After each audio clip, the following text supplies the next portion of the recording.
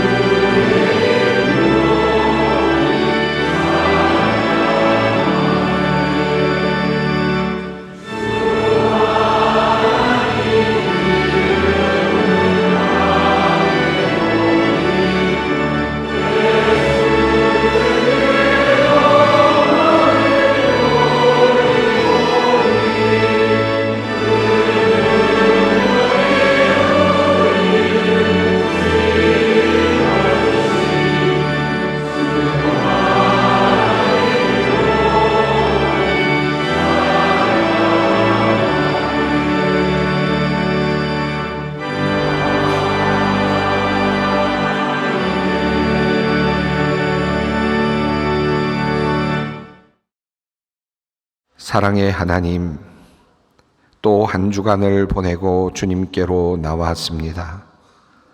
세상으로 나갈 때에는 하나님의 자녀답게 살리라 다짐도 굳게 하였습니다만 주님께로 돌아오는 길은 늘 그렇듯 그저 부끄러움과 안타까움 뿐입니다. 어느샌가 세상의 더러운 것들이 더덕더덕 우리의 몸과 마음에 붙어 있음을 보며 주님께 회개합니다. 따뜻한 말로 사람들을 대하며 슬기로운 말로 때에 맞는 말로 하나님의 사랑을 전하고자 마음 먹었지만 우리의 입술은 때로 거짓을 말하였고 이간질하며 고자질하며 불평하고 원망하며 분노함으로 사람들에게 상처를 주고 하나님의 마음을 아프게 하였습니다. 우리의 허물과 죄과를 회개합니다. 주님, 우리를 용서하여 주시옵소서. 리비아의 수해로 수만 명이 실종되고 사망하는 사고를 보면서 모로코의 지진으로 수많은 사람들이 건물 덤 위에 묻혀 죽어가는 모습을 보며 인간의 나약함과 인생의 허망함을 다시 깨닫습니다. 모든 것을 다 가지고 영원히 살 것처럼 살아가는 우리의 교만함을 용서하여 주시옵소서. 지금은 하나님과 나만이 아는 죄를 생각하며 묵묵히 참회의 기도를 계속합니다. 누가 정죄하리요?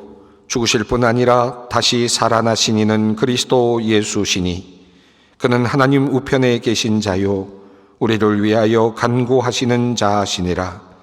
누가 우리를 그리스도의 사랑에서 끊으리요? 그러므로 이제 그리스도 예수 안에 있는 자에게 결코 정죄함이 없느니라. 아멘.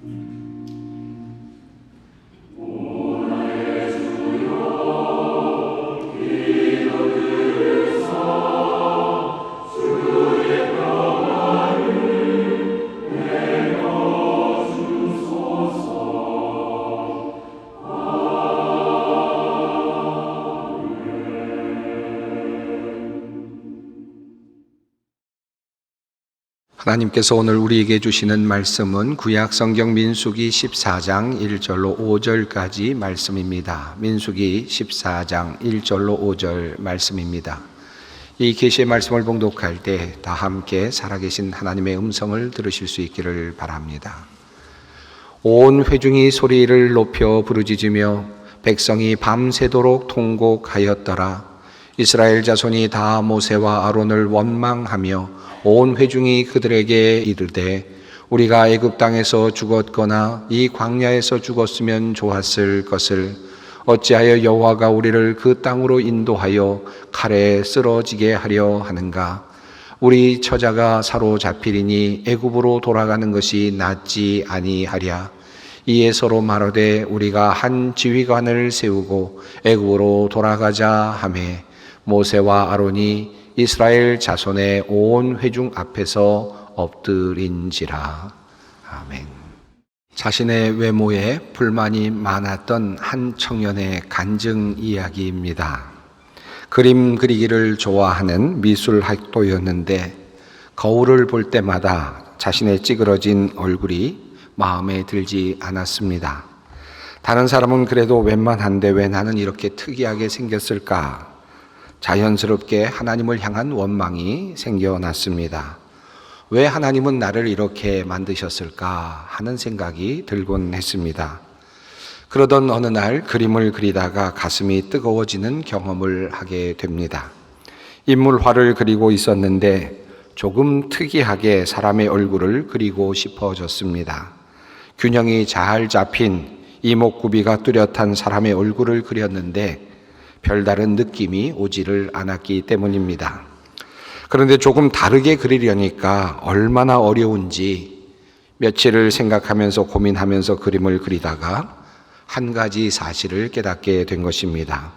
그는 이렇게 말합니다. 잘생긴 사람을 그리는 것은 그다지 어렵지 않았습니다. 잘생긴 사람은 얼굴 전체를 균형 있게 그리면 되니까요. 그런데 못생긴 사람을 그리려니까 쉽지가 않았습니다. 못생긴 사람은 균형을 무너뜨리되 사람처럼 보여야 하기 때문에 더 많은 공이 들어갔습니다. 그러다가 나의 얼굴을 생각하게 되었습니다. 하나님이 나를 만드실 때 잘생긴 사람보다 훨씬 더 공을 많이 들이셨겠구나 하는 생각이 들었습니다. 그때 저는 이 못생긴 얼굴이 원망이 아니라 감사로 바뀌는 경험을 하게 되었습니다. 미술학도가 깨달은 못생긴 얼굴의 비밀입니다. 오늘 집에 들어가셔서 여러분 한번 거울을 보시면서 하나님께서 내 얼굴을 만드시기 위해서 얼마나 많은 공을 들이셨을지 한번 생각해 보셨으면 좋겠습니다. 오늘 주제는 원망이라고 하는 주제입니다.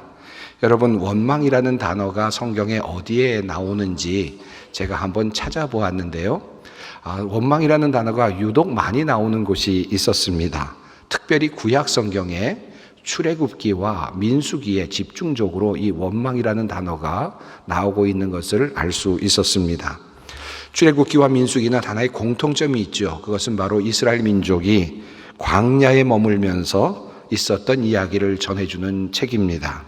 애굽에서 나와서 가나안 땅으로 향하여 가던 중에 그들은 광야라고 하는 곳에 머물게 되었습니다. 그곳에서 있었던 이야기를 전해주는 이야기, 출애굽기와 그리고 민수기에 원망이라는 단어가 유독 많이 등장을 하고 있었습니다.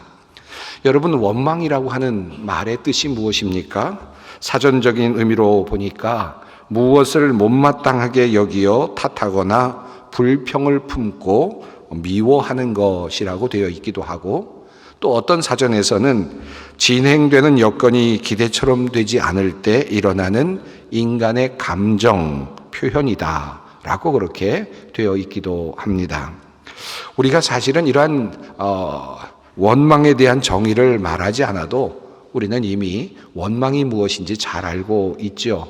왜냐하면 우리 안에서 늘 일어났다가 사라지는 현상이기 때문일 것입니다. 원망이 무엇인지 우리는 너무나도 잘 알고 있습니다. 성경은 이스라엘 백성들도 원망한 일이 있었다라는 사실을 우리에게 전하고 있고요. 또 그 원망으로 인해서 약속의 땅인 가나안 땅에 그들이 들어가지 못하였다라는 사실도 우리에게 알려주고 있습니다. 그러니까 광야라고 하는 것과 원망이라는 것이 아주 밀접하게 연결되어 있음을 우리는 성경을 통해서 알게 됩니다. 광야가 어떤 곳입니까? 우리는 광야에 직접 가보지 못했을지도 모릅니다만은 적어도 광야가 어떤 곳일까 하는 것에 대해서는 어느 정도 짐작을 하고 있을 겁니다. 아마도 나무가 없는 곳이겠죠. 그리고 그늘이 만들어지지 않아서 참 지내기가 어려운 곳이 광야가 아닐까 생각합니다. 물이 부족한 곳이 광야겠죠. 그리고 또 먹을 것도 구하기 어려운 곳이 광야이겠습니다. 농사를 짓기도 어려울 것이고요. 그리고 또 아침 저녁으로 기온차가 많이 나서 생활하기에 참 어려운 것이 광야일 것입니다. 한마디로 광야는 사람이 살기 어려운 그런 환경이라고 말할 수 있겠습니다. 우리가 인생을 살아가면서 광야와 같은 곳을 지날 때가 있다라고 그렇게 종종 이야기를 합니다. 또 어쩌면 여기 앉아 계신 분들 중에서 지금 광야라고 하는 곳에 있다라고 생각하며 살고 계시는 분도 있을지 모르겠습니다.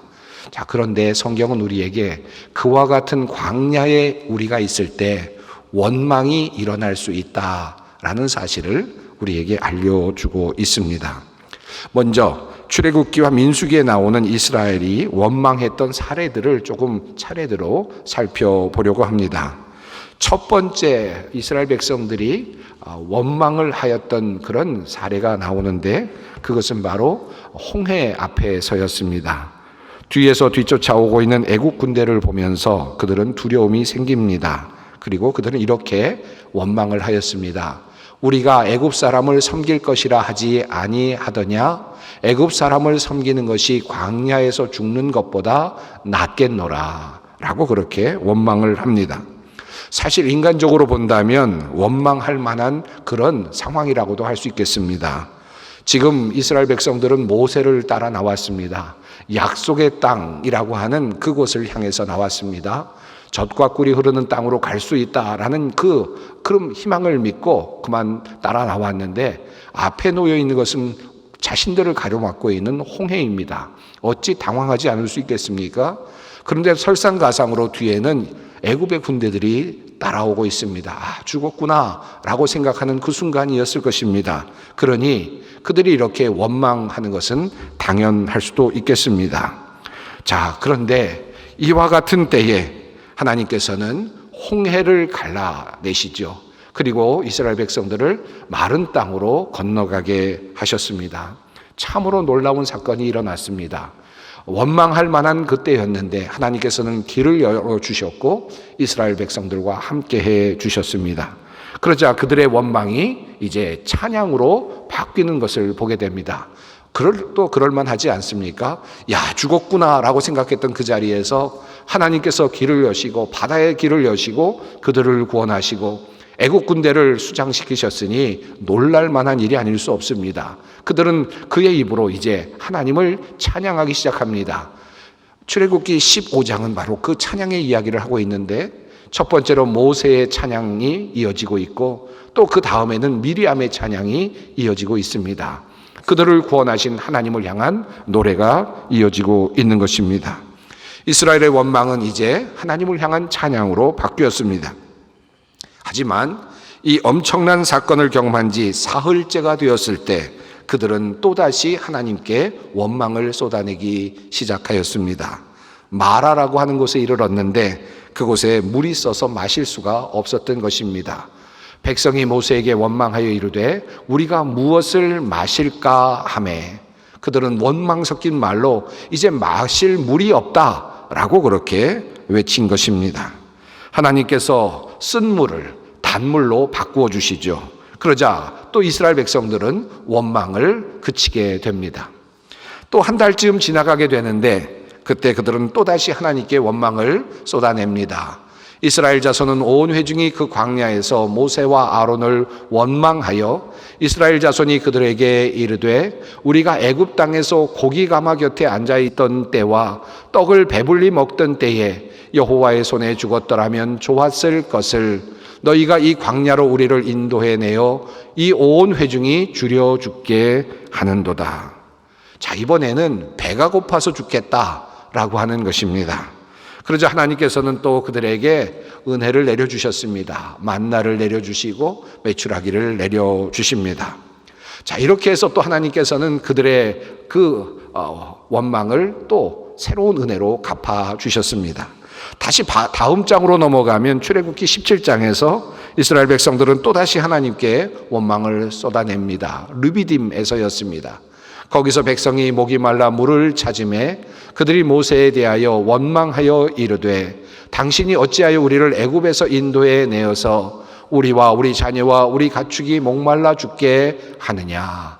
또다시 그들은 이렇게 원망을 쏟아냅니다. 자, 그러자 하나님께서는 또다시 은혜를 베푸시죠.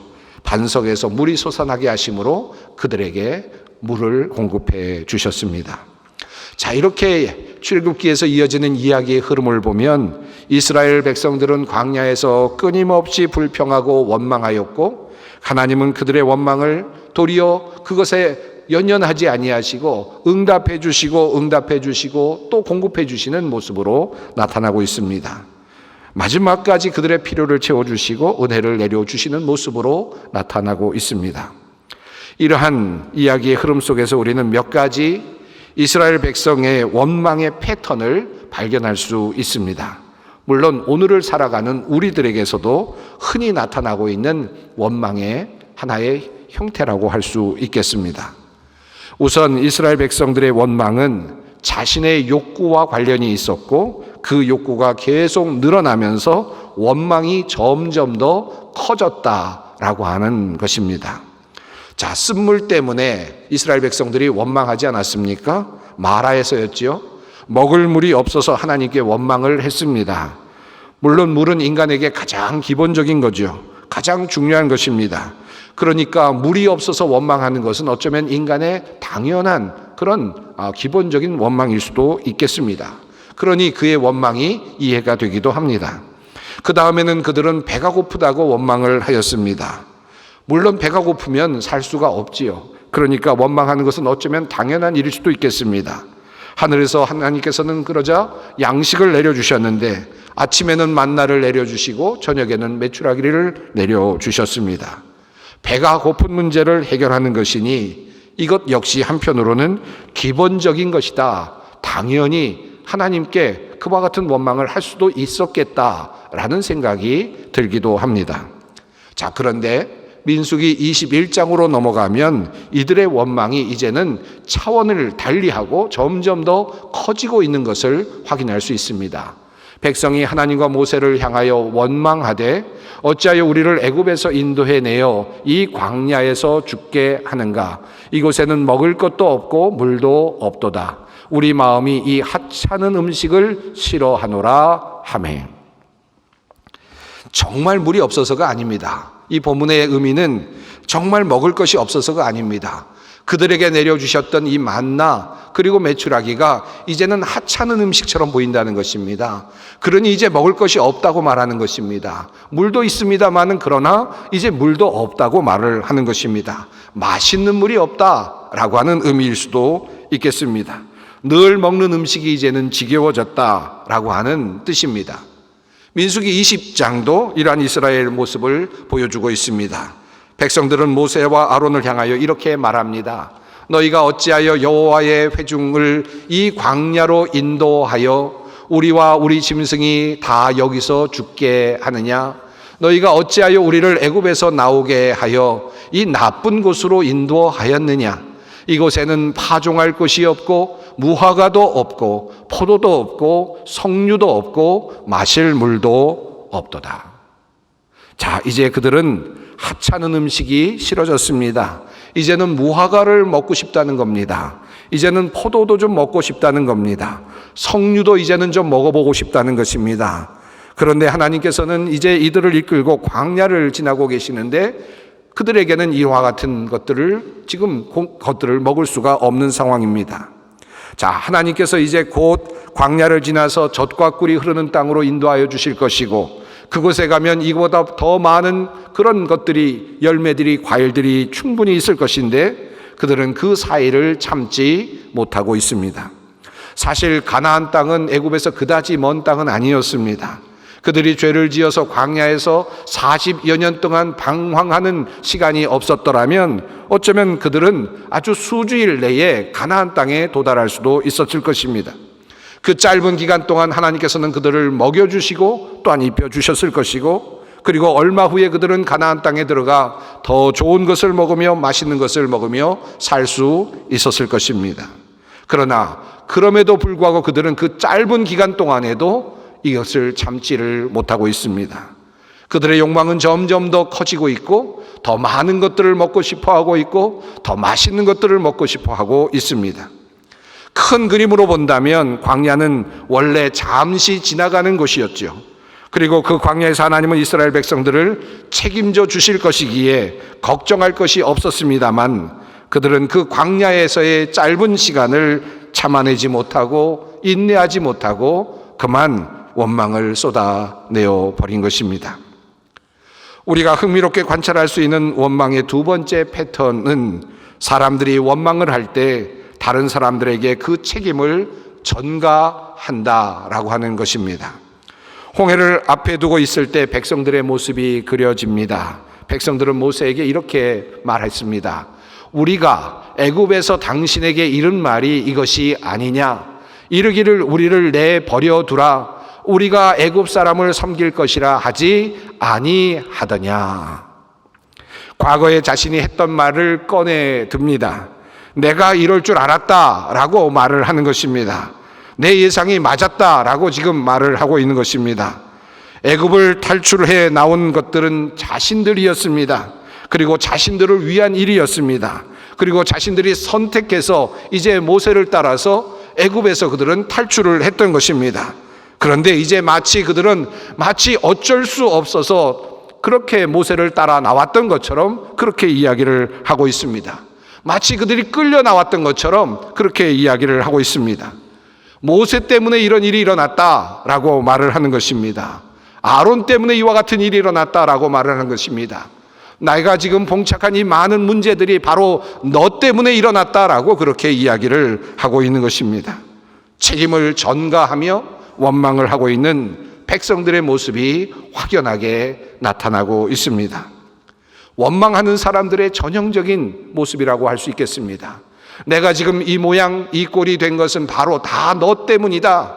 아내를 향하여 또는 남편을 향하여 또는 자녀들을 향하여 때로는 부모를 향하여 때로는 여러 주변에 있는 사람들을 향하여 그 책임을 전가하는 그와 같은 원망하는 사람들이 오늘날에도 얼마나 많이 있습니까? 바로 이 모습이 원망하는 사람들의 모습입니다. 책임을 전가하며 원망하는 백성들의 모습이 분명하게 드러나고 있습니다. 자, 이제 또 다른 한 가지 원망하는 사람들의 전형적인 패턴이 본문 속에 잘 나타납니다. 그것은 백성들이 과거를 회상하면서 좋았던 것을 선택적으로 가져오고 있다라고 하는 것입니다. 그들은 광야에서 애굽에서 살았던 때를 회상하면서 이렇게 이야기합니다. 누가 우리에게 고기를 주어 먹게 하랴? 우리가 애굽에 있을 때에는 값없이 생선과 오이와 참외와 부추와 파와 마늘들을 먹은 것이 생각나거늘 이제는 우리의 기력이 다하여 이 만나 외에는 보이는 것이 아무것도 없도다.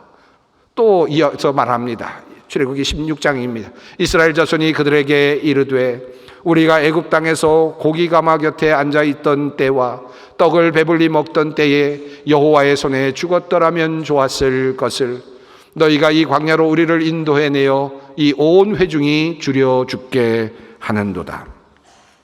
백성들은 애굽에서 살았을 때에는 생선도 먹을 수 있었다라고 회상을 하는 겁니다. 오이도 있었고 참외도 먹을 수 있었고 부추도 먹을 수 있었고 파도 먹을 수 있었고 마늘도 먹을 수 있었다라는 것입니다.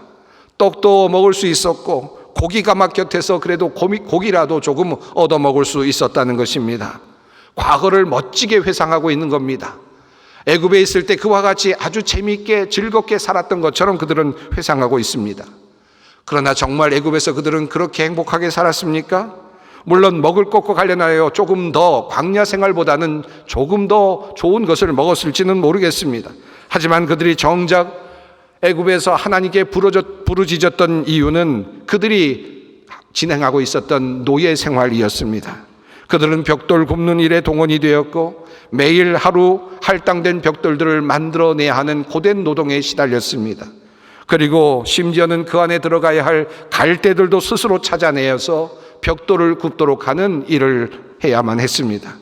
그런 상황 속에서 그들은 하나님 앞에 울부짖었습니다. 그리고 하나님께 도움을 간구했습니다. 이런 실상을 성경은 이렇게 묘사하고 있습니다. 여러 해 후에 애굽 왕은 죽었고 이스라엘 자손은 고된 노동으로 말미암아 탄식하며 부르짖으니 그 고된 노동으로 말미암아 부르짖는 소리가 하나님께 상달된지라. 성경은 이렇게 분명히 말하고 있습니다. 그들은 애굽에서 분명히 부르짖었습니다. 못 살겠다고, 이렇게는 못 살겠다고, 하나님 나를 구원해 주십시오라고 그렇게 애타게 구원을 요청했습니다.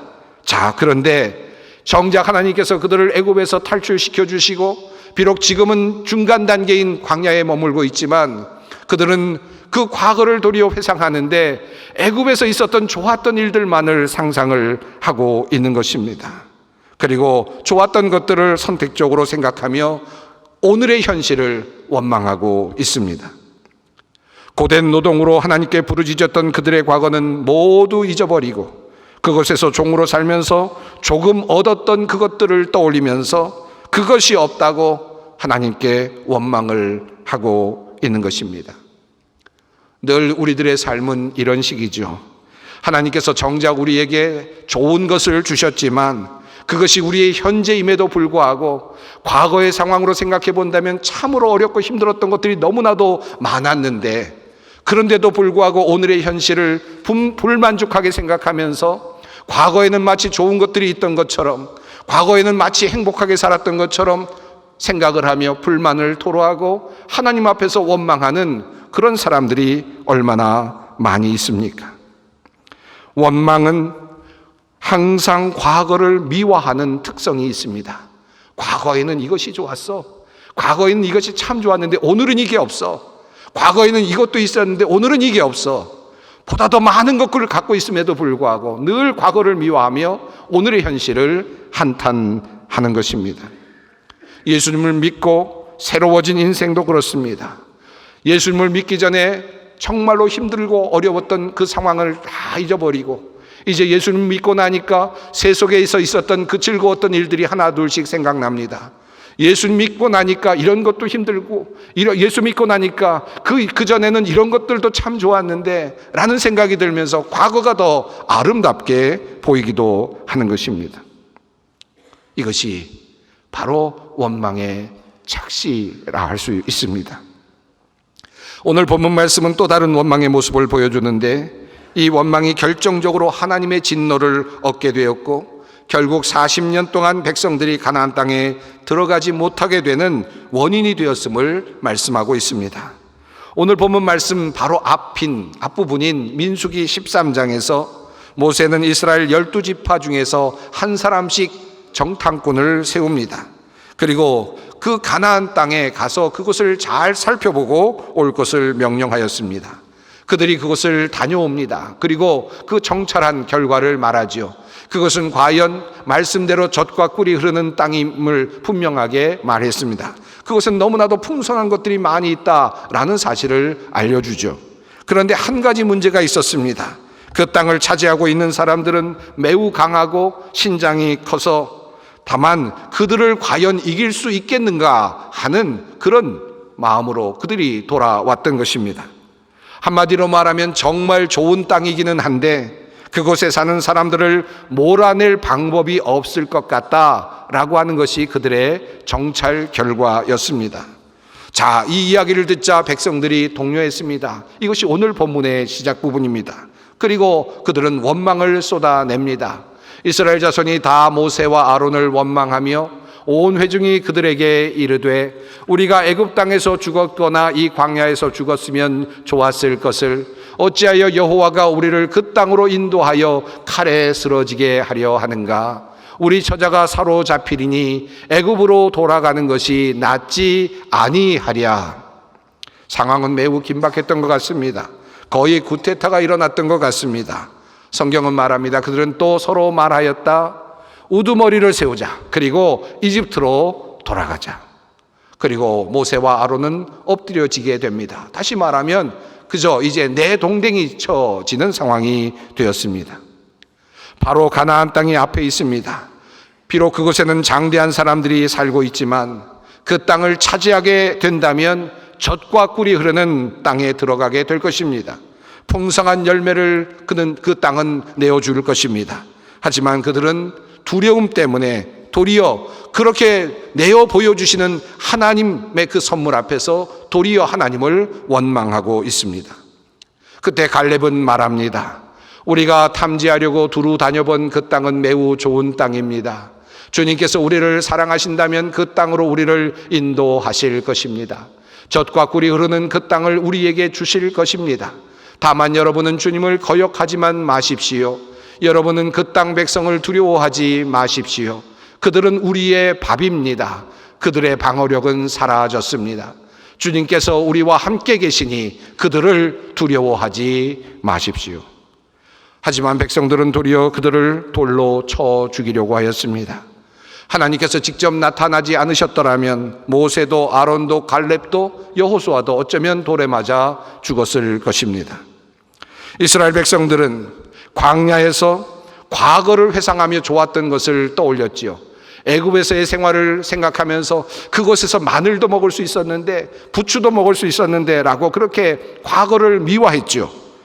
자, 그런데 그들은 이제 미래를 향하여서는 도리어 어떻게 합니까? 미래를 향하여서는 비관적인 생각을 갖습니다. 그래서 그곳에서부터 원망이 나오고 있습니다. 미래를 향한 비관에서 그들의 원망이 시작되고 있음을 봅니다. 아직 오지도 않았습니다. 아직 싸워오지도 않았습니다. 아직 싸움에서 지지도 않았습니다. 아내들을 빼앗겨 보지도 않았습니다. 그런데도 불구하고 그들은 두려워하고 있습니다. 미래를 비관합니다. 그리고는 하나님께 원망을 쏟아내고 있습니다. 가능성은 얼마든지 있지 않습니까? 가나안 땅은 분명 젖과 꿀이 흐르는 땅입니다. 다만 그곳에 장대한 사람들이 살고 있습니다. 그들을 쫓아내야 하는 일이 있습니다마는 그런데 젖과 꿀이 흐르는 땅을 예비하여 주신 그 하나님이 계시니 얼마든지 가능한 일이 아니겠습니까? 그런데 그들은 그곳에서 하나님을 보지 못합니다. 그리고 도리어 그 땅을 지키고 있는 장대한 사람들만 보고 있습니다. 그리고 비관합니다. 그리고 하나님을 원망합니다. 우리의 인생도 그렇습니다. 우리 앞에 놀라운 약속의 땅이 있습니다. 차지할 땅이 있습니다. 물론 과제도 있습니다만 그러나 모든 과제, 힘든 일들은 하나님께서 해결해 주실 것입니다. 그러니 젖과 꿀이 흐르는 땅을 보며 기뻐할 일입니다. 그런데 그렇지 않습니다. 도리어 문제가 크게 보이고 그것 때문에 불안해하고 두려워합니다. 그리고 도리어 하나님께 원망을 내어놓습니다. 주님은 이러한 백성들을 향하여 진노하셨습니다. 그리고 그들이 하나님을 믿지 않았다고 주님은 선포하십니다. 여호와께서 모세에게 이르시되 이 백성이 어느 때까지 나를 멸시하겠느냐? 내가 그들 중에 많은 이적을 행하였으나 어느 때까지 나를 믿지 않겠느냐? 원망은 어디서 옵니까? 원망은 불신앙에서부터 오는 것입니다. 하나님을 믿는다면, 전능하신 하나님을 믿는다면 그 앞에 어떤 어려운 문제가 있을지라도 원망하지 않을 것입니다. 도리어 감사할 것입니다. 원망이 있다는 것은 하나님을 믿지 않는다라는 증거입니다. 참으로 흥미롭고도 안타까운 사실은 백성들이 하나님께 말한 그 원망의 말 그대로 그들의 미래가 이루어졌다라는 것입니다. 그들은 말했습니다. 온 이스라엘 자손이 모세와 아론을 원망하였다. 온 회중이 그들에게 말하였다. 차라리 우리가 이집트 땅에서 죽었더라면 더 좋았을 것이다. 아니면 차라리 우리가 이 광야에서라도 죽었더라면 더 좋았을 것이다. 결국 그렇게 말했던 사람들은 그 말대로 약속의 땅에 들어가지 못하였습니다. 가나안 땅을 바라보면서 믿음을 가지고 말했던 여호수아와 갈렙만이 약속의 땅에 들어가지요.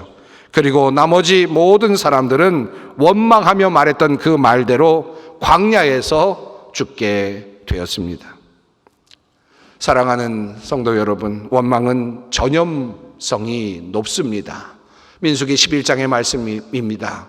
그들 중에 섞여 사는 다른 인종들이 탐욕을 품음에 이스라엘 자손도 다시 울며 이르되 누가 우리에게 고기를 주어 먹게 하랴. 이 말씀을 보면 이스라엘 민족이 먼저 원망을 하지는 않았던 것 같습니다. 그런데 섞여 살고 있었던 다른 민족들이 원망을 하자 그 원망이 이스라엘 민족에게 옮겨갔습니다. 그리고 온 민족이 함께 하나님을 원망했음을 보게 됩니다.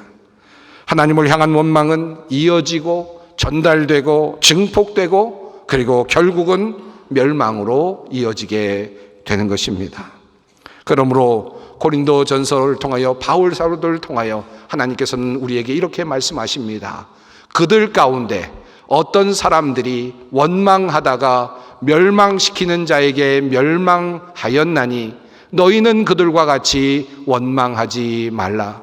그들에게 일어난 이런 일은 본보기가 되고 또한 말세를 만난 우리를 깨우치기 위하여 기록되었느니라. 설교를 마무리하면서 빌립보서의 말씀을 한 곳 읽어드리겠습니다. 아무것도 염려하지 말고 다만 모든 일에 기도와 간구로 너희 구할 것을 감사함으로 하나님께 아뢰라. 그리하면 모든 지각에 뛰어난 하나님의 평강이 그리스도 예수 안에서 너희 마음과 생각을 지키시리라. 원망하지 않는다면 우리는 무엇을 해야 합니까? 기도와 간구로 그리고 감사함으로 주님께 아뢰일 뿐입니다. 주님께서 우리를 이끌어 주시고 우리를 인도해 주실 것이기 때문입니다. 함께 기도하겠습니다. 우리를 적과 꿀이 흐르는 땅으로 인도하시기를 원하시는 사랑의 하나님, 하지만 우리는 늘 그 길목인 광야에서 하나님을 원망함으로 죄를 짓곤 합니다.